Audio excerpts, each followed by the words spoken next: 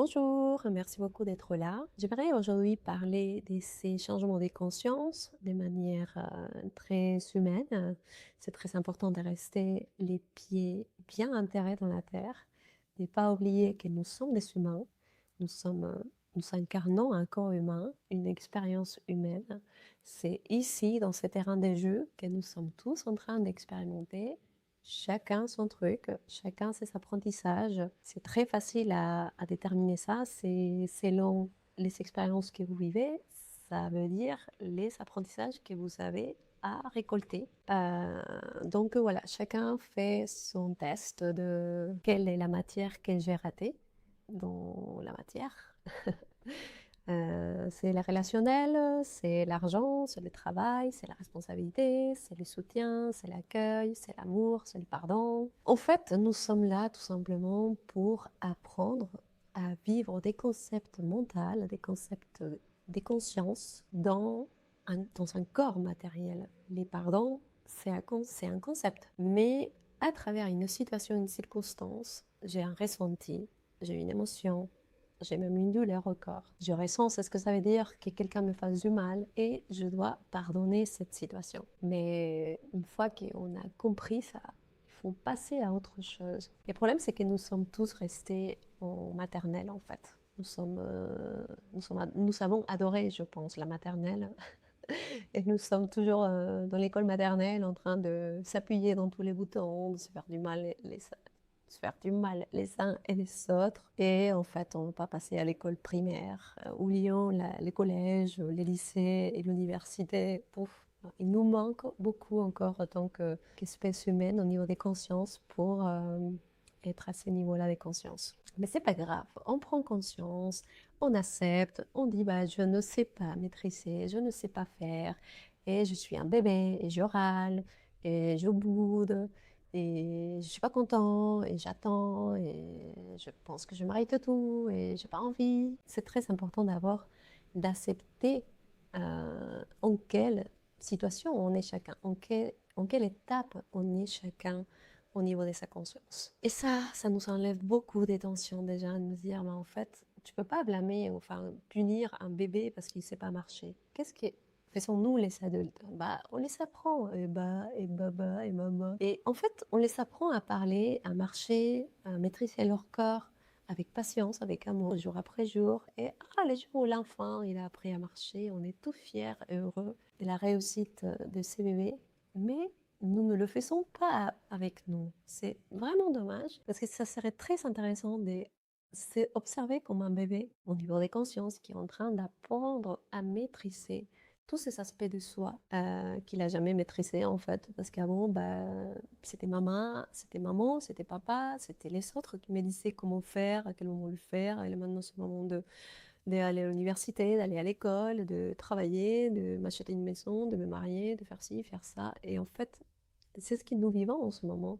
C'est euh, une destruction de tous ces paradigmes, vieux paradigmes, que nos ancêtres ont conçus, qui a servi à organiser la société. Bien sûr, c'était important. On ne va pas dire non plus qu'ils ont fait tout mal. Hein. Ils ont fait plein de choses géniales. Nous avons aujourd'hui une société un peu près organisée, qui fonctionne à peu près. Il manque encore un tout petit peu plus. Et c'est là où nous rentrons, nous, notre génération, c'est tout simplement finir ce qu'ils ont commencé. Ou avancer un peu plus, parce que nos enfants vont continuer encore.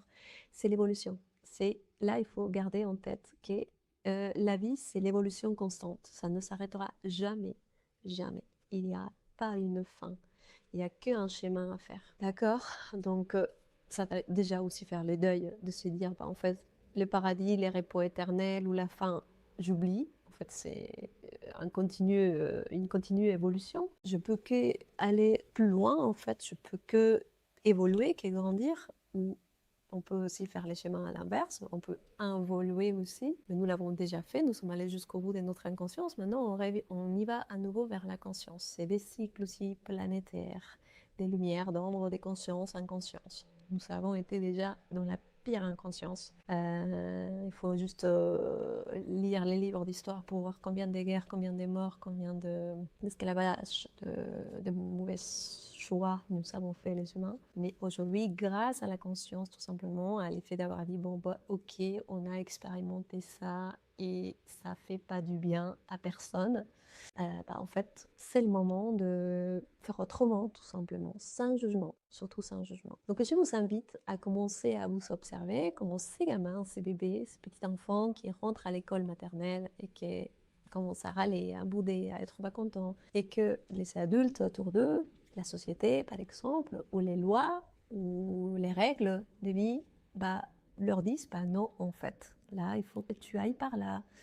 Et c'est ça les règles, c'est ça les accords en fait, des vies communes, des vivre ensemble. Il faut apprendre tout simplement à maîtriser ses émotions, à maîtriser ses pensées, à maîtriser ses mécanismes inconscients, de prendre conscience petit à petit de ses sensations, de son corps, de ses douleurs, de ses frustrations, faire un travail d'introspection, d'aller au plus profond de soi et illuminer toutes ces parts de nous qui sont dans l'ombre et qui attendent d'être révélées tout simplement. Parce qu'une fois qu'on se connaît et qu'on dit « Oh là là, là je vois Sissi la râleuse », oh là là là, je vois Sissi, celle qui boude, celle qui n'est pas contente, ou je vois Sissi qui se sacrifie encore. Ah oui, là, je me suis abandonnée encore une fois.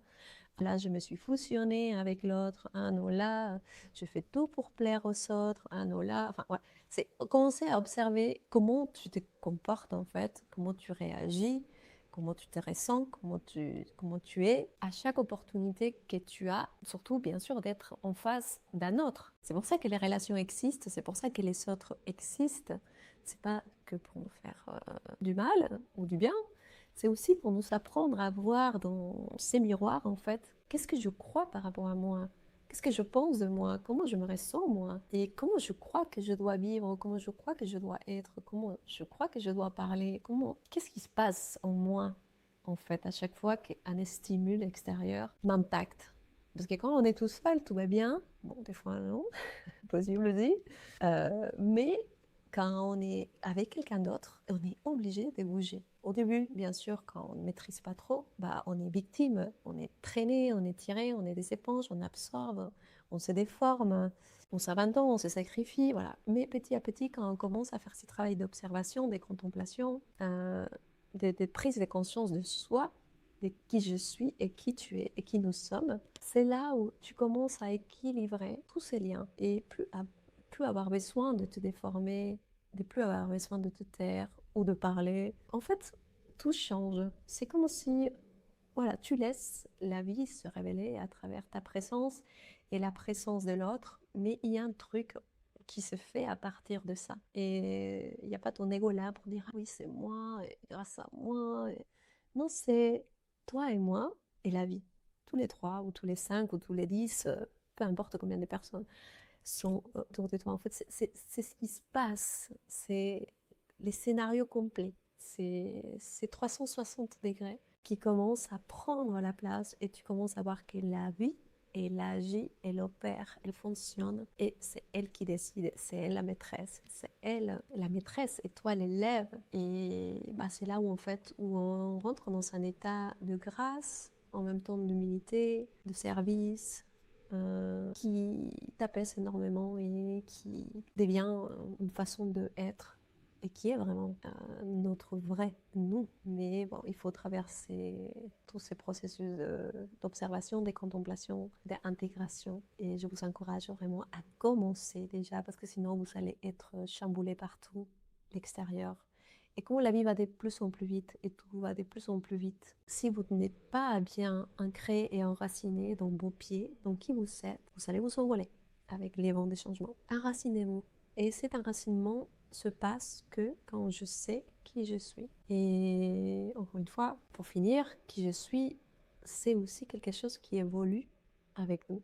Je ne suis pas la même humaine que j'étais quand j'avais 10 ans, quand j'avais 15 ans, 20 ans, 30 ans. On évolue et on est la matière qui permet à cette évolution de s'expérimenter. Donc, tout est un échange en fait, tout est une question d'échange, des rétroalimentations. On y va tous quelque part, on ne sait pas trop où pour l'instant, mais c'est nos choix au quotidien, c'est notre posture au quotidien qui fera la différence. Merci d'avoir écouté cette vidéo, partagez-la et à la prochaine.